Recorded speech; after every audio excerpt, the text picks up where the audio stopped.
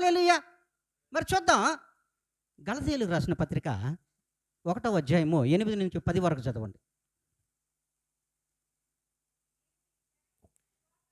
మేము మీకు ప్రకటించిన సువార్త కాక మరి యొక్క సువార్తను మేమైనను పరలోకము నుండి వచ్చిన యొక్క దూత అయినను మీకు ప్రకటించిన ఎడల అతడు శాపగ్రస్తుడవును గాక. మేమిది వరకు చెప్పిన ప్రకారము ఇప్పుడును మరలా చెప్పుచున్నాము. మీరు అంగీకరించిన సువార్త కాక మరి ఒకటి ఎవడైనను మీకు ప్రకటించిన ఎడల వాడు శాపగ్రస్తుడవును గాక. ఆమేన్. ఇప్పుడు నేను మనుష్యుల దయను సంపాదించుకొన చూచుచున్నానా దేవుని దయను సంపాదించుకొన చూచుచున్నానా? నేను మనుష్యులను సంతోష పెట్టగోరుచున్నానా? నేను ఇప్పటికి మనుష్యులను సంతోషపెట్టువాడునైతే క్రీస్తు దాసుడను కాకపోవును. హల్లెలూయా, హల్లెలూయా. స్పష్టంగా చెప్పేశాడు. ఏ సువార్తను దేవుడులో మనల్ని ప్రకటించమన్నాడు? ఎలాంటి సువార్తను ప్రకటించమన్నాడు? క్రీస్తు శిలువను గూర్చినటువంటి సువార్తను దేవుడు ప్రకటించమన్నాడు. ఈ సువార్త ఎలా ఉండాలంటే దేవునిని మెప్పించేదిగా ఉండాలి, కానీ మనుషులను మెప్పించేది మాత్రముగా ఉండకూడదు.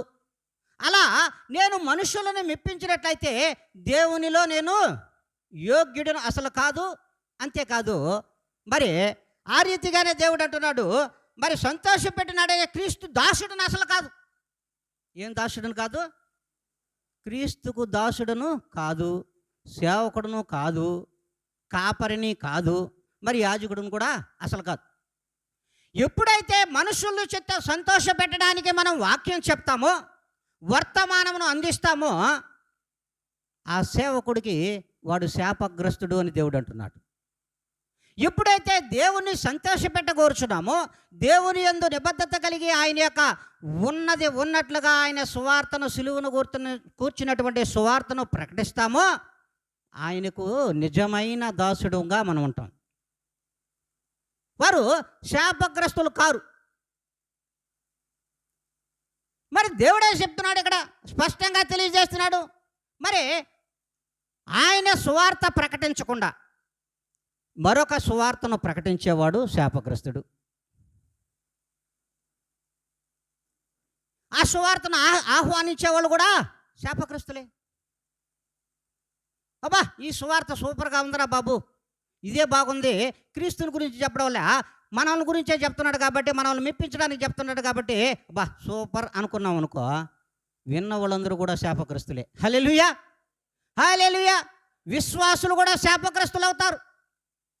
అందుకే దేవుడే ఆ సువార్త ఎక్కడి నుంచి వచ్చింది, ఎలా ఉంది, ఎందుకు ఆ రీతిగా చెప్తున్నాడు, మరి ఎందుకు ఎన్నుకున్నాడు నన్ను మనల్ని విశ్వాసులుగా దేవుడు ఎందుకు ఎన్నుకున్నాడు? ఆయన సువార్త ఉన్నది ఉన్నట్లుగా విని ఆ ఉన్నది ఉన్నట్లుగా చెప్పే వాళ్ళను దేవుడు మరి ఆయన పక్షంగా ఆయన ఎంచుకున్నాడు. మరి వినేవాళ్ళు కూడా ఎలా ఉండాలి? ఆ సువార్త ఉన్నది ఉన్నట్లుగా వినేవాళ్ళుగానే ఉండాలి. వేరొకటికి దానిలో కలపకూడదు, వేరొకటి తీసివేయకూడదు, వేరొక దానిలో మిక్సింగ్ చేయకూడదు. హల్లెలూయా, హల్లెలూయా, హల్లెలూయా. దేవుడు చెప్తున్న మాటే చూద్దామా? మరి కొరింథీయులకు రాసినటువంటి 1వ పత్రిక 1:17 చూద్దాం. బాప్టిజం ఇచ్చుటకు క్రీస్తు నన్ను పంపలేదు, కానీ క్రీస్తు యొక్క శిలువ వ్యర్థము కాకుండునట్లు వాక్చాతుర్యమును లేకుండా సువార్తను ప్రకటించుటకే ఆయన నన్ను పంపెను. హల్లెలూయా, హల్లెలూయా. దేవుని యొక్క సువార్త ఏ సువార్తది? దేనిని గురించి చెప్పాం మనం? క్రీస్తు ఎందుకు వచ్చాడు, సిలువలో ఎందుకు మరణించాడు, అసలు సిలువనే ఎందుకు ఎన్నుకున్నాడు, ఆ సిలువ దేనికి సాదృశ్యమైనది అనేది ఎన్నని దాని గురించి మనం చెప్పగలిగితే ఖచ్చితంగా ఆ సిలువను గూర్చి ఎవరైతే విశ్వసిస్తారో, ఆ మాటలను ఎవరైతే నమ్ముతారో వాళ్ళు బాప్తిసం తీసుకుంటారు. అలాంటి వారికి యొక్క సువార్త వారిలో ఒక కనువిప్పు కలిగించి, క్రీస్తు నా కొరకే మరణించాడా, మరి నేనేం చేస్తున్నాను ఈ లోకంలో, నేను క్రీస్తు కొరకు జీవించగలనా అనే ఒక ప్రత్యేకమైనటువంటి వరవడి వాళ్ళలో తీసుకురాగలిగితే వారంతట వారే బాప్తిసం పొందుకుంటారు. మరి ఆ రీతిగా ఉన్నామా? మరి ఆ రీతిగా సేవకులు ఉన్నారా? మరి యాజకులు ఉన్నారా? అసలు నీ పని ఏంటి? ఉన్నది ఉన్నట్టుగా ప్రకటించమని, దానిలో మిక్సింగ్ వేసి కొట్టమని కాదు, అన్ని మిక్సింగ్ వేసి రూపమని కాదు, సువార్త చెప్పడం అంటే క్రీస్తు సిలువను గురించి చెప్పాలి. కానీ నీకు పక్కింటమ్మా, ఇల్లంటమ్మా, పొరుగింటమ్మా కథ ఎందుకు? సువార్తలో వర్తమానంలో ఆలోచించండి. అవసరమా? అవసరమా? మరి దేవుడు చెప్తున్న మాటే, మనం ప్రత్యేకంగా కొత్తగా ఏమి లేదు ఇక్కడ. మరి దేవుడు ఏ సువార్తను ప్రకటించమన్నాడో, సిలువను కూర్చున్నటువంటి ఆ యొక్క క్రీస్తు యొక్క శ్రమలు వృధా కాకుండానట్లుగా, అంతేకాకుండా వ్యర్థమైన ప్రసంగం, వాక్చాతుర్యం అంటే వ్యర్థమైన ప్రసంగం చేయకుండా ఉన్నది ఉన్నట్లుగా నీవు ప్రకటించు. ఆ ప్రకటించబడిన వాడు మాత్రమే శాపగ్రస్తుడు కాదు. ఏది ఎప్పుడైతే దాన్ని మిక్సింగ్ చేసి మసాలా కొట్టి ఎవడనే చెప్తాడనుకో, వాడు నిజముగా శాపగ్రస్తుడని దేవుడు అంటున్నాడు ఇక్కడ. మరి అది కూడా చూద్దాం, ఆయన ఏం చెప్పాడో చూద్దాం. చూడండి, ద్వితీయ ఉపదేశ ఖండము 12వ అధ్యాయము 32వ లేఖనం. నేను మీకు ఆజ్ఞాపించుచున్న ప్రతి మాటను నేను మీకు ఆజ్ఞాపించుచున్న ప్రతి మాటను అనుసరించి చేయవలెను. దానిలో నీవు ఏమీయూ కలపకూడదు. దానిలో నుండి ఏమీయూ తీసివేయకూడదు. హల్లెలూయా, హల్లెలూయా. అర్థమైందమ్మా? అర్థమవుతుందా? ఏమన్నా కలపాలి, దీనిలో మిక్సింగ్ చేయాలా, మసాలా కలుపుదామా? ఏం చెప్పాడు? నేను ఏదైతే ఏ మాట అయితే నీకు ఇచ్చానో ఆ మాటను ఉన్నదన్నమాట చెప్పు. దానిలో ఏం తీసేయబాక, దానిలో ఏది కూడా కలపకూడదు. రైట్. మళ్ళీ ఇంకొక దగ్గర ఏం చెప్పాడు? మరి ద్వితీయ ఉపదేశంలో కదా చెప్పింది పాస్టర్ గారు. హల్లెలూయా. పాస్టర్ గారు ఎప్పుడో పాత తరంలో చెప్పాడు పాస్టర్ గారు, యెహోవా దేవుడు. మరి కొత్త నిబంధనలో ఉన్నదా పాస్టర్ గారు అంటే చూడు, ప్రకటన గ్రంథం 22వ అధ్యాయము 19వ లేఖనం చదువు. ఎవడైనను ఈ ప్రవచన గ్రంథమందున్న వాక్యములలో ఏదైనా తీసివేసిన ఎడల దేవుడు ఈ గ్రంథంలో రాయబడినటువంటి జీవవృక్షములోను పరిశుద్ధ పట్టణములోను వానికి పాలు లేకుండా చేయును. ఇది శాపం. హల్లెలూయా, హల్లెలూయా. మరి దానిలో ఏదైనా కలిపే చెప్పండి పాస్టర్ గారు. అదే మేము బాగా వింటాం పాస్టర్ గారు, మా చెవులు బాగా వింటాయి పాస్టర్ గారు, మా హృదయం బాగా గ్రహిస్తుంది పాస్టర్ గారు అన్న విశ్వాసులు కూడా శాపగ్రస్తులే. వీరికి పరలోక పట్టణంలో ప్రవేశము లేదు, జీవవృక్షమందు ఫలమును కూడా పొందుకోలేరు. హల్లెలూయా, హల్లెలూయా. మరి దేవుడు మాట్లాడుతున్నమాట, మరి ఎందుకు ఇలా చెప్పాడు, ఎందుకు ఈ రీతిగా మాట్లాడుతున్నాడు మన ప్రభు, మన దేవుడు? ఏ దినమైనా ఆలోచించామా చెప్పండి, చెప్పండి. ఎందుకు చెప్పాడంటే ప్రభువుల వారు నిరంతరము యాజకుడు. ఆయన నిన్న నేడు రేపు కాదు, తరతరములు కూడా ఆయన నిరంతరమైన యాజకుడు. ఆయన నిజమైన యాజకుడు, స్థిరమైనటువంటి యాజకుడు. అందుకే నీవు నీ యొక్క ప్రసంగంతో శాపగ్రస్తుడు కావద్దు. అలాగే విశ్వాసులతో కూడా అంటున్నాడు, మీరు విన్న ప్రసంగంలో ఏదైతే విన్నారో అది దేవుని సిలువను గూర్చినటువంటి ప్రభుని యేసుక్రీస్తు యొక్క సిలువను గూర్చిన సువార్త మాత్రమే అంగీకరించండి. అలా అంగీకరించిన వారు శాపగ్రస్తుల యొక్క కోవలో చేరరు అని దేవుడు స్పష్టంగా తెలియజేస్తున్నాడు. మరి ఇది కూడా ఎక్కడుంది? హల్లెలూయా! ఇది కూడా ఎక్కడుంది? అసలు నిరంతర యాజకుడే నాయన అనేవాళ్ళు కూడా లేరా? ఉన్నారు.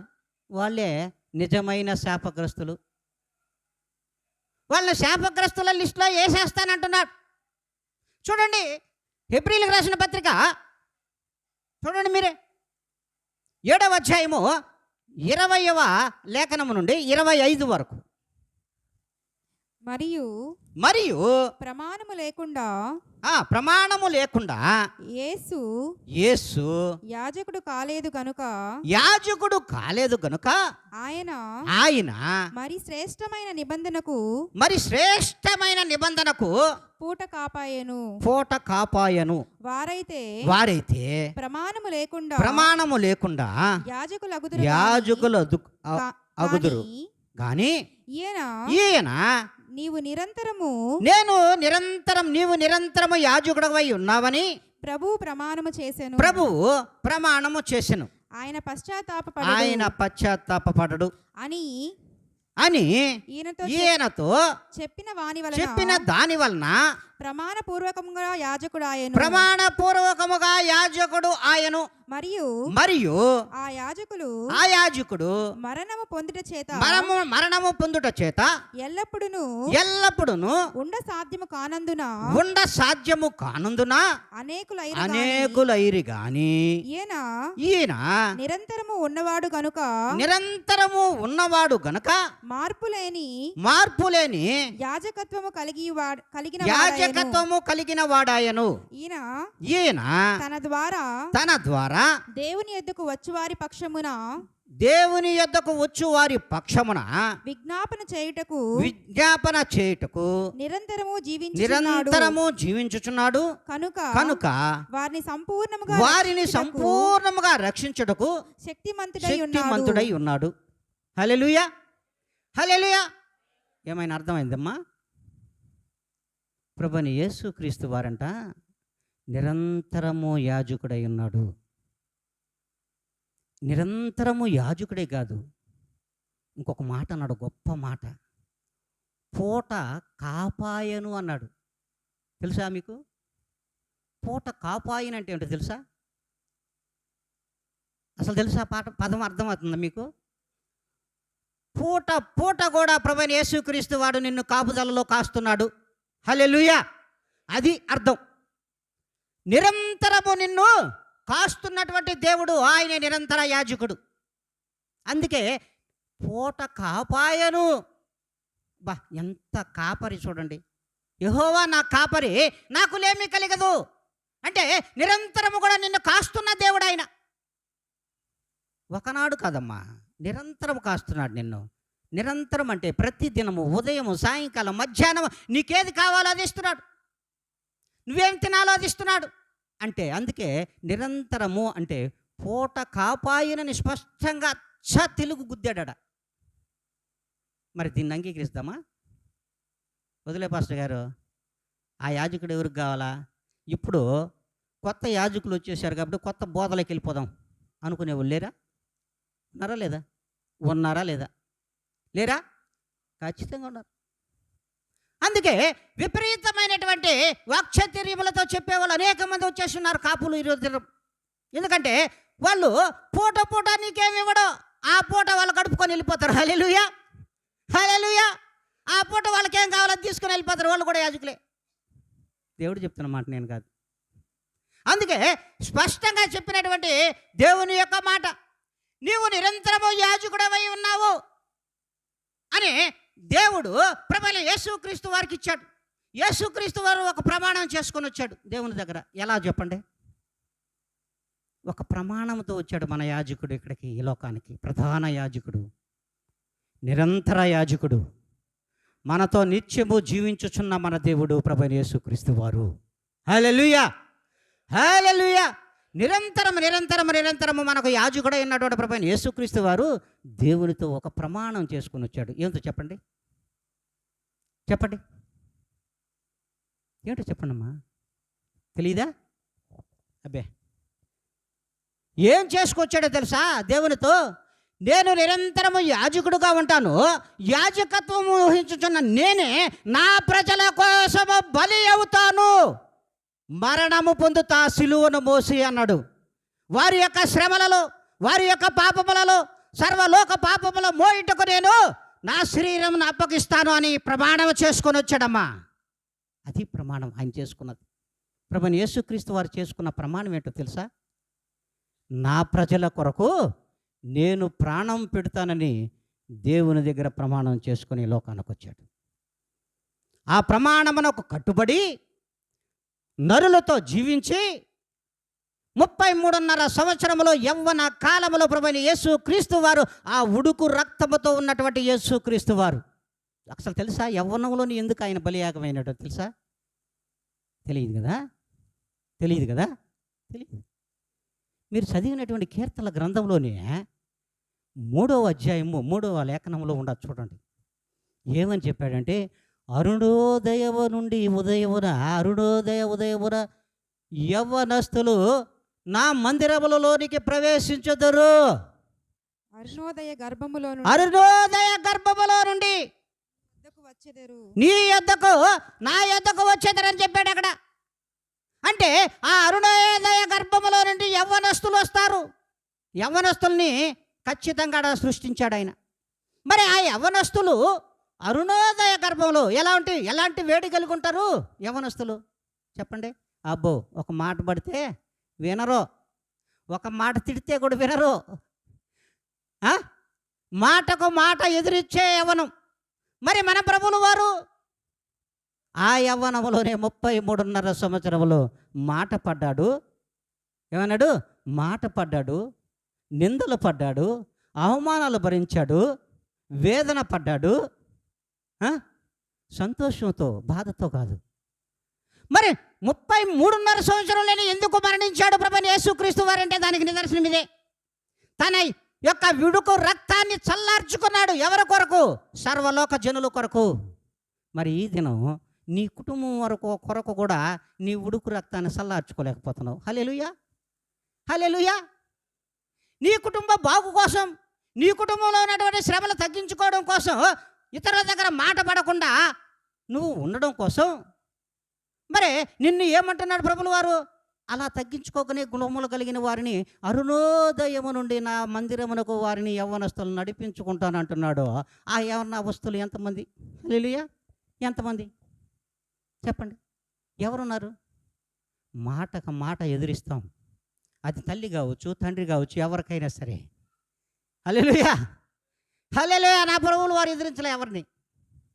నా ప్రభువులు వారు ఎవరిని కూడా ఎదిరించలేదు, ఎవరిని కూడా ఒక మాట అనలేదు, ఎవరిని కూడా దూషించలేదు, ఎవరిని కూడా శపించలేదు, శాపనార్థాలు కూడా పెట్టలేదు, ఎవరిని కూడా నిందించలేదు. నా ప్రభువులు వారు యవ్వనములో ఉన్నాడు. కానీ నా ప్రభువులు వారు ఆ యవ్వనమైన రక్తమును, ఉడుకు రక్తమును మీ మీద, మన మీద, సర్వలోక జనుల మీద కార్చడానికి ఒక ప్రమాణమును దేవుని దగ్గర తీసుకొని ఈ లోకానికి వచ్చాడు. నా జనుల కొరకు నీకు ఇచ్చిన ప్రమాణమును నేను ఆచరిస్తా ఈ లోకంలో. నిరంతర యాజకుడుగా ఉంటా. అందుకే నిరంతరము పూటకి వారిని కాపు కాస్తా, పూటకు వారికి ఏం కావాలి ఇస్తా. అందుకే పూట కాపాయాడు నా దేవుడు, పూట కాపరి అయిపోయాడు నా దేవుడు. మరి మనం ఉన్నామా? అలా ఉండే యాజకులు ఎంతమంది చూడండి, అలా ఉండే యాజకులు ఎంతమంది? నీవు నిరంతరము యాజకుడవై ఉందువని యెహోవా ప్రమాణము చేసి ఉన్నాడు. ఆయన మాట తప్పని దేవుడు, మడమ తిప్పని దేవుడు, మడమ తిప్పని దేవుడు, మాట తప్పని దేవుడు. అందుకే నిరంతర యాజకుడుగా నువ్వు ఉంటావు మెల్కీసెదెక్ అన్నాడు ప్రభువైన యేసుక్రీస్తు వారికి. మెల్కీసెదెక్ ఎవరో తెలుసా? ప్రభువైన యేసుక్రీస్తే. ఆయన నిరంతర యాజకుడు. నిన్న నేడు ఏకరీతిగా ఉన్నటువంటి దేవాతి దేవుడు ప్రభువైన యేసుక్రీస్తు. ఎక్కడ మార్పు లేదు, మాటలో మార్పు లేదు, తీరులో మార్పు లేదు, తన రక్తం ప్రోక్షిస్తానన్నటువంటి ప్రమాణమునకు మార్పు లేదు. ఖచ్చితంగా రక్తమును ప్రోక్షిస్తాను ఆ బిడ్డల కొరకు అన్నాడు. రక్తాన్ని ప్రోక్షించాడు, చిందించాడు. మరి ఆ ప్రభువు కొరకు రక్తమును చిందించే యాజకులు ఎంతమంది అమ్మా? హల్లెలూయా, హల్లెలూయా. మరి అదే పక్కన పెట్టి స్త్రీలు కూడా యాజకత్వం చేసేస్తున్నారు. ఇక్కడ క్రమం ఏంటి? క్రమం ఏంటి అసలు? శాపగ్రస్తుల లిస్టులో ఉంటావా? శాపగ్రస్తుల లిస్టులో ఉండాలా? కుటుంబం మీద శాపగ్రస్తుల లిస్టులో పెట్టేస్తుంది. మరి చూడండి, స్పష్టంగా దేవుడు మాట్లాడుతున్నాడు, ఆత్మదేవుడు మాట్లాడుతున్నాడు. మాట వేరే ఒకటి కాదు, పరిశుద్ధ గ్రంథంలో ఉంది. మిరియాము కూడా ఒకసారి పెట్టేయకపోయింది. మిరియాము పెట్టేయకపోయింది, నేను యాజకత్వం చేస్తాను, మోసేగా మాట్లాడతాడా, నేను మాట్లాడినా, దేవుడు మాట్లాడాడు. ఏమైంది? ఏమైంది? నుదిటన ఎక్కడొచ్చింది? నుదిటన వచ్చింది. క్రమముగా అత్యంత త్వరితభరితంగా వేగంగా కుష్ఠరోగి అయిపోయింది. ఒళ్ళంతా తెల్లని కుష్టు. తరుము బయట. ఎక్కడి నుంచి? సమాజ మందిరం నుంచి తరుము అన్నాడు. ఊరు వెలుపల 7 రోజులు ఉన్నది. మోషే ప్రార్థించగా మరలా సమాజం. మరి మనము అలాంటి శాపగ్రస్తులు కావాలా? ఆలోచించండి. ఉజ్జియా ఆహోజును కన్నాడు.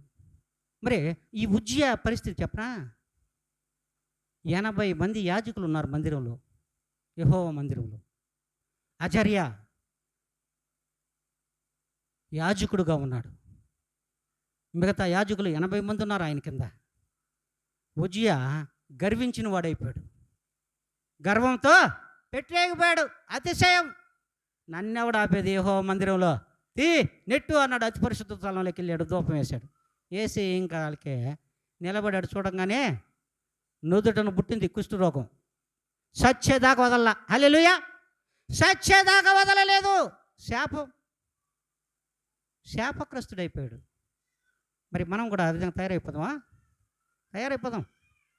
ఏముంది, మనం చూస్తాం మన కుటుంబం వెనకొచ్చిన శాపాన్ని చూడం కదా, ముందు పోతున్నాం మనమా. తరతరములు కూడా శాపం విడిచిపెట్టదమ్మా. దేవుని మాటలు ఒట్టివి కాదు. దేవుని మాట ఏ దినమో నిరర్థకం కాదు. ఎందుకు ఈ రీతిగా మనం బ్రతుకుతున్నాం విశ్వాసంలో? ఎందుకు ఈ రీతిగా మనం జీవిస్తున్నాం? ఆలోచించండి. మనం ఎందుకు, ఎవరి కోసం బ్రతకాలి యాజకుడు? ఎవరి కోసం జీవించాలి యాజకుడు? ఎవరి సన్నిధిలో ఉండాలి యాజకుడు? ఎక్కడి నుంచి బల్ల ఇవ్వాలి యాజకుడు? ఎక్కడి నుంచి మరి ప్రభుని యేసుక్రీస్తు యొక్క శరీరమును పంచాలి. ఆ శరీరమును పంచుతున్నప్పుడు, ఆయన తుంచుతున్నప్పుడు నీ కన్నీటి రక్తం కనబడాలమ్మా. నీ కన్నీటిలో నుంచి నీళ్లు కాదు, రక్తం కనబడాలి. ఎందుకంటే ఆ ప్రభు యొక్క శరీరాన్ని ముట్టుకునే అర్హత లేని వారు, తాకే అర్హత లేని వారు, అలాంటి వాడినేమో నేను అనుకొని నా కన్నీటిని రక్తం రావాలి. అది మా యాజకత్వం అంటే. మన ఇష్ట ప్రకారంగా ఇష్టానుసారంగా చేసుకుంటా పోతే వాక్యము పెడచెవిని పెడితే వీలు కాదు. వాక్యాన్ని విడిచిపెడితే అసలు పనికిరారు. ప్రభువైన యేసుక్రీస్తుని విడిచేసినట్లుగా వారు శాపగ్రస్తులైపోతారు. మరి ఏ స్థితి మనది చూడండి. నిబద్ధతతో ప్రభువైన యేసుక్రీస్తుని ఆయన కార్యాలు చేయాలి. నిబద్ధత కలిగి జీవించాలి. నిబద్ధత కలిగినటువంటి ఆయన కార్యాలను అనుసరించాలి. చూడండి, పాత నిబంధనల నుంచే ఇర్మియా గారు మాట్లాడతారు. ఇర్మియా గారితో చూడండి, 48వ అధ్యాయము 10వ లేఖనం చదవండి. యెహోవా కార్యమును అశ్రద్ధగా చేయువాడు శాపగ్రస్తుడవును గాక. రక్తము ఓడ్చకుండా ఖడ్గము దూయువాడు శాపగ్రస్తుడగును గాక. ఏం తెలుసు చెప్పండి? ఏంటి అసలు అందులో ఉన్న అర్థం ఏంటి? అర్థం అసలు? యెహోవా యొక్క కార్యములను అశ్రద్ధగా ఎవడైతే చేస్తాడో, ప్రభువైన యేసుక్రీస్తు యొక్క కార్యాలను అశ్రద్ధగా ఎవడైతే చేస్తాడో వాడు శాపగ్రస్తులు వారు. అంతేకాదు, ఖడ్గము దూయకుండా, రక్తము వడచకుండా, మన శరీరంలో నుంచి రక్తపు బొట్టు కింద పడకుండా ఎదుటి వాడిని హతము చేస్తే వాడు శాపగ్రస్తుడే.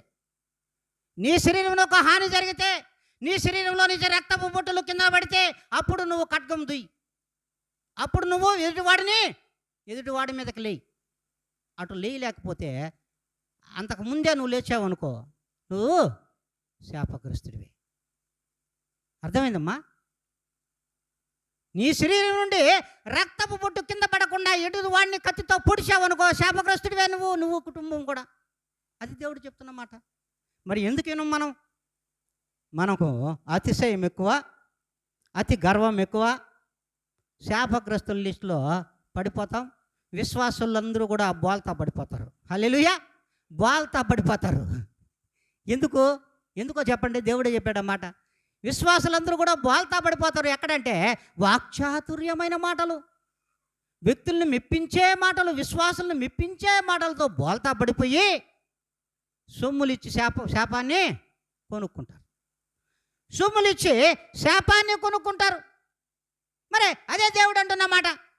మరి ఆ శాపం మీకు కూడా కావాలన్నా? తలా కొంచెం, తలా పాపం, ఏమంటారు, తలా పాపం తలా కొంచెం. మరి ఆ రీతిగా మనం ఉందామా? విశ్వాసులమే కదా. మరి ఎక్కడ ఎందుకు వాక్యం ఎక్కించుకోవడం లేదు హృదయాల్లోకి? ఎందుకు వినగలిగిన చెవులు మనకు లేవు? గ్రహించగలిగినటువంటి హృదయం ఎందుకు లేదు? దేవుడు ఇచ్చాడు కదా. ఏ విశ్వాసంతో దేవుని దగ్గర నుంచి వినగలిగిన హృదయాన్ని నువ్వు పొందుకున్నావో, చెవులు ఇచ్చాడో, గ్రహించగలిగిన హృదయాన్ని కూడా ఆ దేవుడే ఇచ్చాడు కదా నీకు. మరి ఎందుకు ఆలోచించడం లేదు? ఎందుకు వెంపర్లాడుతూ పరిగెత్తుతున్నావు?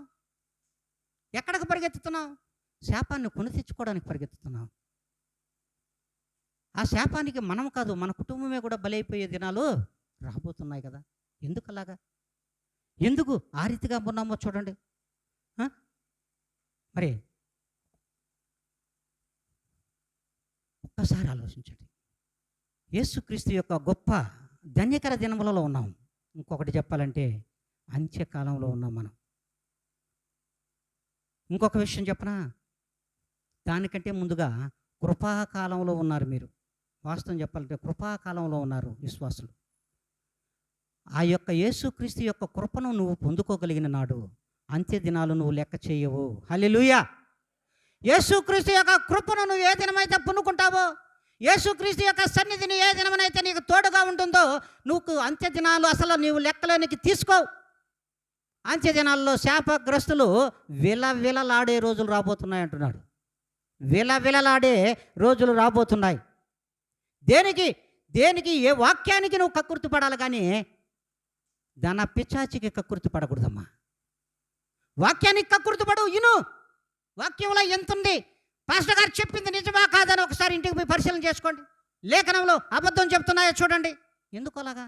ఎందుకు వినరు? చాలాసార్లు చెప్పా, గద్దింపు లేని వాక్యము మొక్కలు లేని బిర్యానీ లాంటిది. హల్లెలూయా. మొక్కలు లేని బిర్యానీ లాంటిది.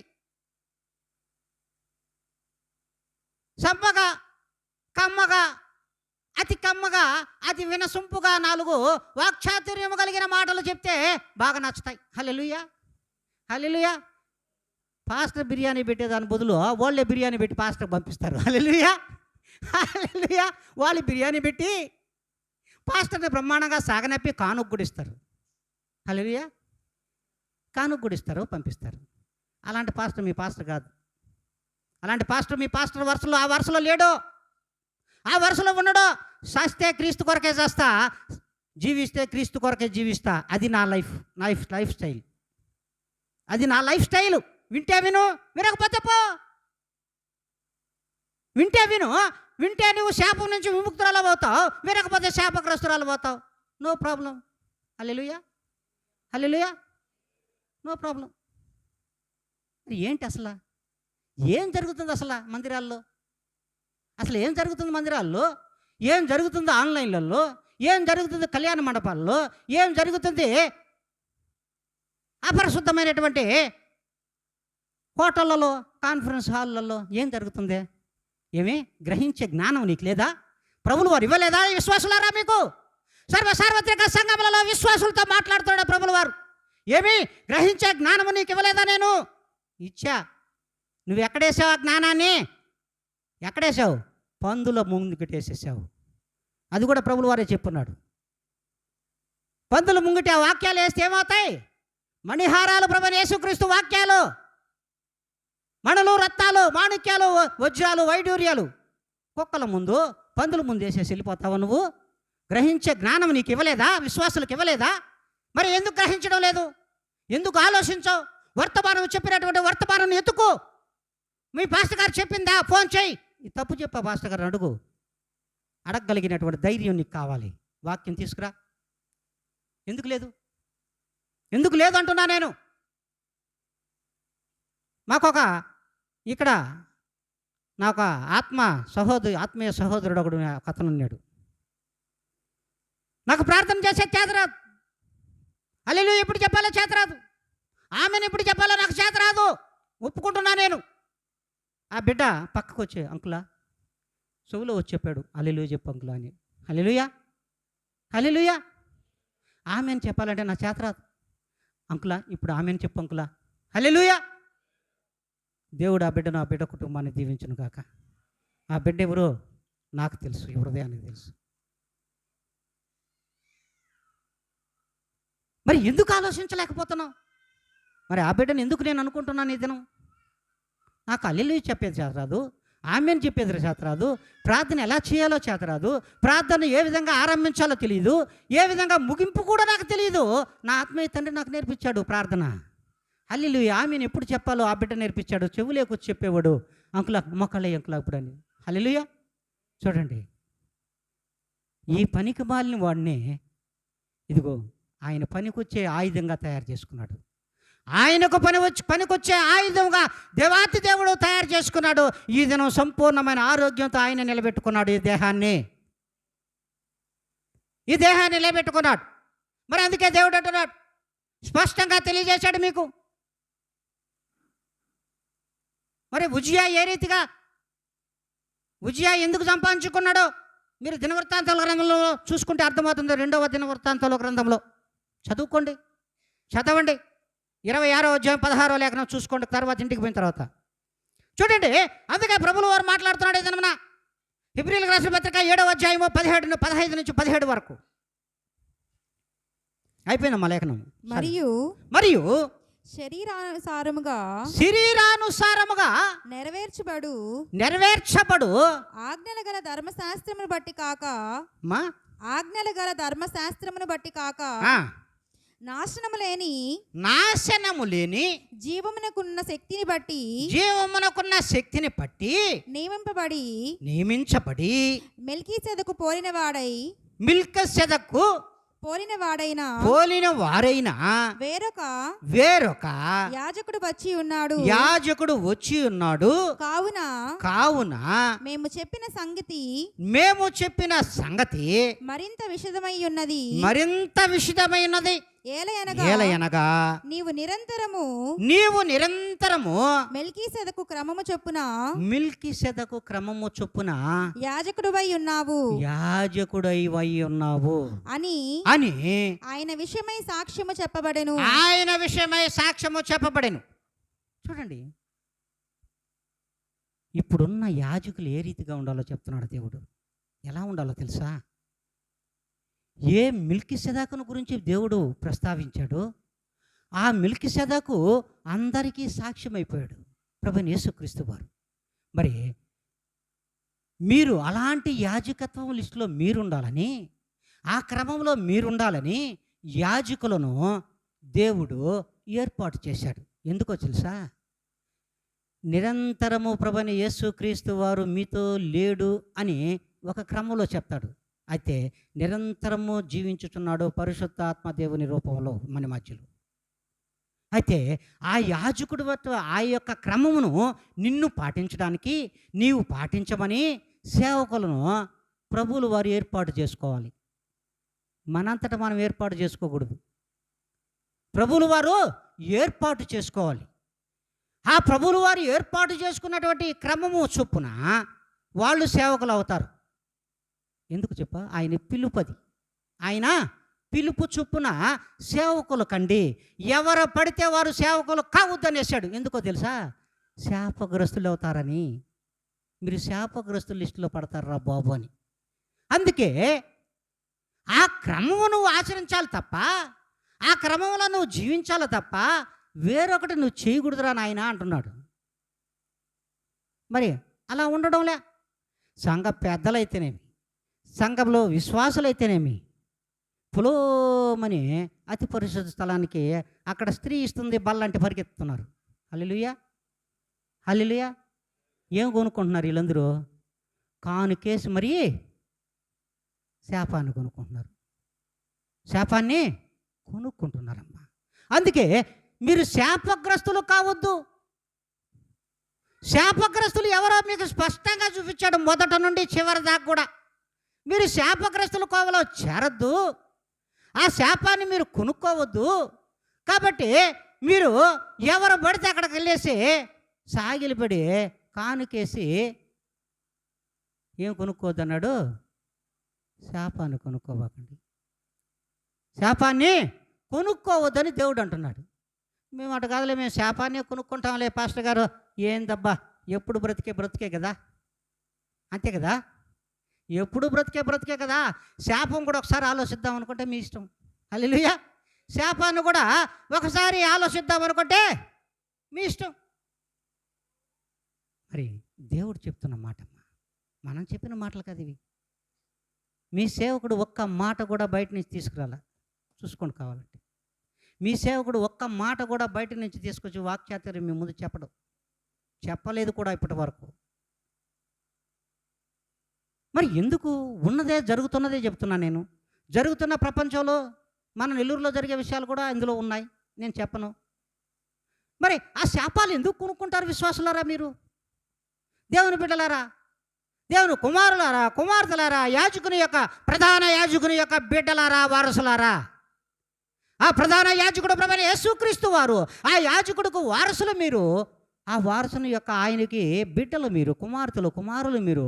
ఆయన ఎవరిని ఎన్నుకోవాలో ఆయనకి తెలుసు, ఎవరిని ఎన్నిక నుంచి తీసేయాలో ఆయనకి తెలుసు, ఎవరికి శాపాన్ని ఇవ్వాలో తెలుసు, ఎవరి శాపాన్ని పోగొట్టాలో కూడా దేవునికి మాత్రమే తెలుసు. ఆయన ప్రభువైన యేసుక్రీస్తు వారు. మరి ఆ రీతిగా ఉన్నామో లేదో ఒక్కసారి జ్ఞాపకం చేసుకోమని ప్రభువు వారు ఈ దినం మీతో మాట్లాడుతున్నాడు. అనేకులు శాపగ్రస్తులు కావద్దు. అనేకులు దేవుని బిడ్డలు శాపగ్రస్తులు కావద్దని దేవుడు స్పష్టంగా తెలియజేస్తున్న ఈ మాటలు నా అందరిలో దేవుడే ఫలింపచేయును కాక. ఆమెన్. హల్లెలూయా.